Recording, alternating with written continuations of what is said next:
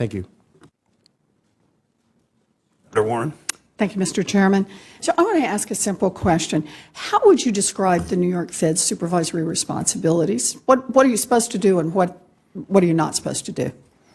Well, I think of it as the Fed's supervisory responsibilities are mainly about ensuring the safety and soundness of the institutions that we supervise. In other words, that they have sufficient capital, sufficient liquidity, good corporate governance, good risk management systems, that the risk managers are on par with the revenue generators. In other words, they actually have clout in their organizations. Good. That the banks have good culture. Good. So, again, good culture, good. So I just want to break that down a little bit about what safety and soundness means.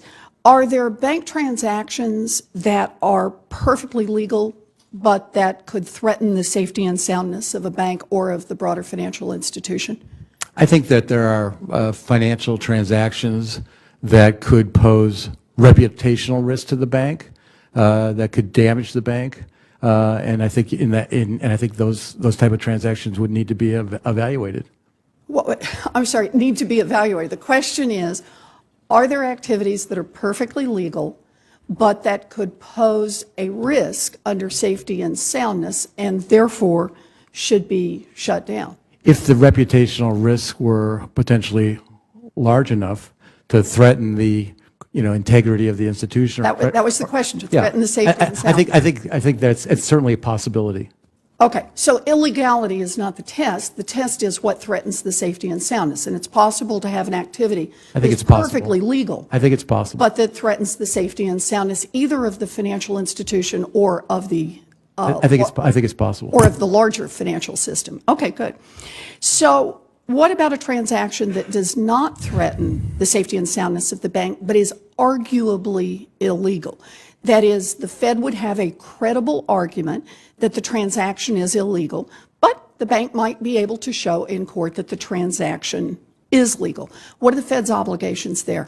Well, I think if we think a transaction may be illegal, it's appropriate for us to refer it to the enforcement authorities. Okay, so if you think that it's arguably illegal, you think you should go ahead and enforce at that point? Absolutely. Okay. And I often describe our federal regulators as the cop on the beat. That is, they're out there to look for illegal or unsafe conduct, try to stop that conduct before it happens. Is that an accurate way to describe what the New York Fed supervisory role is? I would characterize it slightly different. Our main goal is to ensure the safety and soundness of the institutions that we supervise. If in the process of doing that we see behavior that we think is illegal, then our job is to refer it to the enforcement agencies. But I don't really think of it as quite as the way you characterize it, as cop on the beat. I think of it more like a fire warden to make sure that the institution is run well, so that it's not going to catch on fire and burn down, and managed in a way that if the institution is stressed, that it doesn't collapse and threaten the rest of the financial system. So I think there is a enforcement element to it, but I don't think our primary purpose as supervisors is really the cop on the beat. Now, that doesn't mean that if we see something, we should walk by it and ignore it. I don't think that's the case at all. But you don't think you should be doing any investigation? You should wait to see if it jumps in front of you? Well, because I think our primary focus on supervision is ensuring that the bank is safe and sound, that is run well. That means you need to know enough about the bank's activities, not just illegal activities, but all of their activities, so that you can stop any activity, illegal or not, that threatens the safety and soundness either of the bank or of the financial system.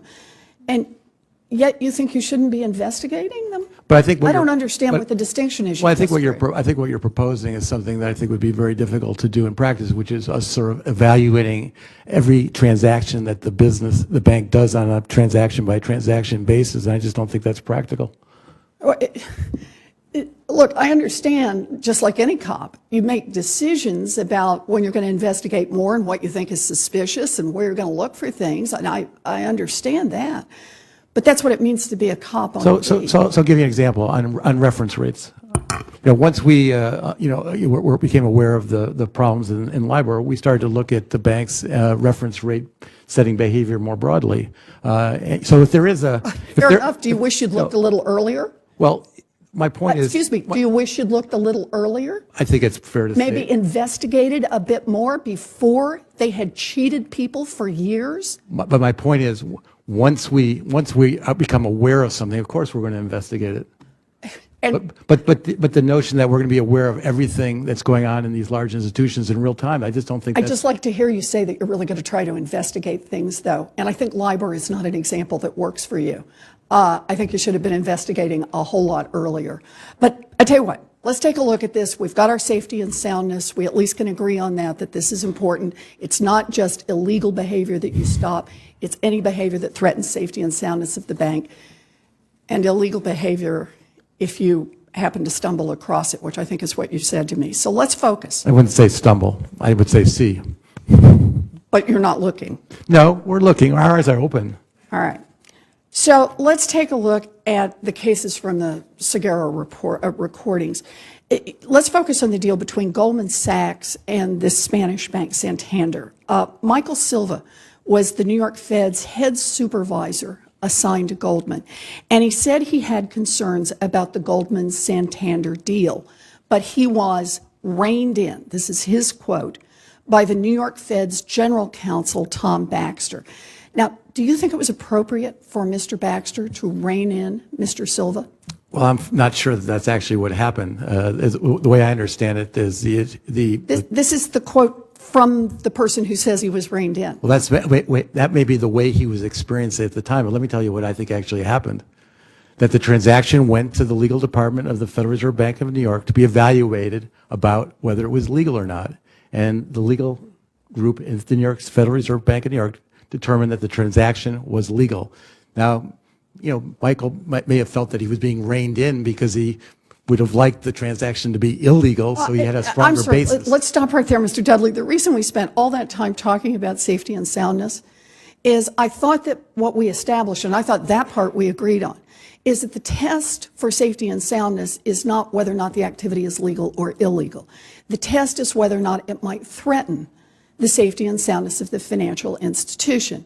And I recall that when we talked about illegal behavior, you said, I think it was just a couple of minutes ago, that it was appropriate for the New York Fed to shut down activities that were arguably illegal. Not to wait until you could prove they were illegal, but that were arguably illegal, even if the institution might be able to defend itself in court, indeed, if it might be able to win in court. I'm pretty sure that was the question I asked, and I'm pretty sure that's what you said yes to. We made a determination that the transaction was legal. So we had eliminated the issue of whether it was illegal or not illegal. We made a determination. Then we went back to the Bank of Spain and asked them what was their view of the transaction. So here's what I don't understand. You're supposed to be supervisors. Right.